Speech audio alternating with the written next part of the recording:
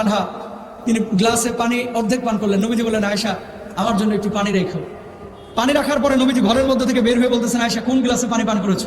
ইয়া রাসূলুল্লাহ এই গ্লাসে পানি পান করেছি। আয়েশা কোন জায়গায় মুখটা লাগাইছো?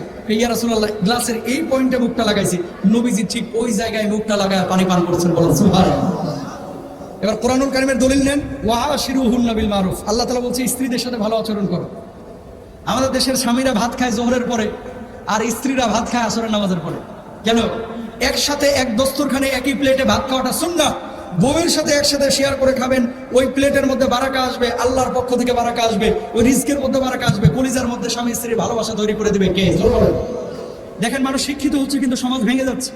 গত এক বছরে ঢাকা সিটিতে তালাকের আবেদন পড়েছে 56,000, একটা জাতীয় দৈনিকের তথ্য। 56,000 তালাকের আবেদন পড়েছে, যেখানে 78% তালাক হচ্ছে শিক্ষিত পরিবারের।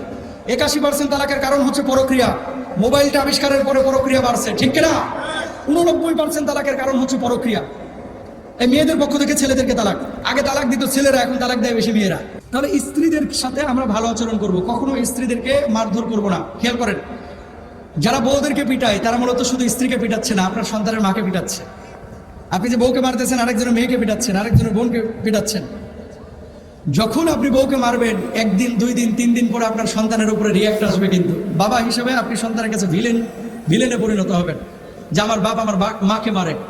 বউকে মারাটা সুপুরুষতা না, এটা হচ্ছে কাপুরুষতা। কখনো বউকে মারবেন না, ইনশাল্লাহ বলেন। স্ত্রীর সাথে স্বামীর কেমন ব্যবহার হওয়া উচিত? স্ত্রীর সাথে স্বামীর ব্যবহার কেমন ব্যবহার হওয়া উচিত দেখেন। রাসূল আকরাম সাল্লাল্লাহু আলাইহি ওয়াসাল্লাম ইয়ার মধ্যে রুমের ভিতরে ঢুকতেছেন। আম্মাজান আয়েশা গ্লাসের মধ্যে কি যেন খাচ্ছেন। নবীজি দেখলেন যে পানি পান করতেছে। আম্মাজান আয়েশা সিদ্দিকা রাদিয়াল্লাহু তাআলা আনহা তিনি গ্লাসে পানি অর্ধেক পান করলেন। নবীজি বললেন, আয়েশা আমার জন্য একটু পানি রেখো। পানি রাখার পরে নবীজি ঘরের মধ্যে থেকে বের হয়ে বলতেছেন, আয়েশা কোন গ্লাসে পানি পান করেছো? ইয়া রাসূলুল্লাহ এই গ্লাসে পানি পান করেছি। আয়েশা কোন জায়গায় মুখটা লাগাইছো? ইয়া রাসূলুল্লাহ গ্লাসের এই পয়েন্টে মুখটা লাগাইছি। নবীজি ঠিক ওই জায়গায় মুখটা লাগায় পানি পান করেছেন। বলেন সুবহানাল্লাহ। এবার কোরআনুল কারীমের দলিল নেন, ওয়া আশিরুহুন্না বিল মারুফ। আল্লাহ তাআলা বলছে স্ত্রীদের সাথে ভালো আচরণ করো।